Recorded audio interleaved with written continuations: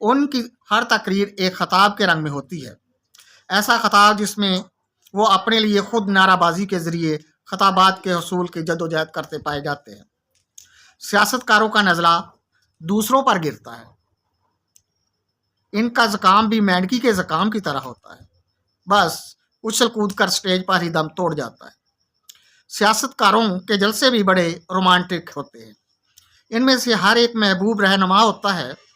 ہر تقریر کے بعد محبوب رہنما کے نعرے لگائے جاتے ہیں، تاہم اگر سیاست کار غیر مرد ہوں تو اس نعرے سے پرہیز کیا جاتا ہے، ورنہ علاج کی نوبت آ جائے گی۔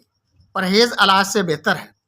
ہر رہنمائے سیاست عوام کی امنگوں کا ترجمان پایا گیا ہے، اس بارے میں اعداد و شمار خاموش ہیں۔ اب تک کس کس کی امنگیں ان سیاست کاروں نے پوری کی ہیں؟ سیاست کار محبوبی کے انداز میں پکے قول و قرار اور وعدے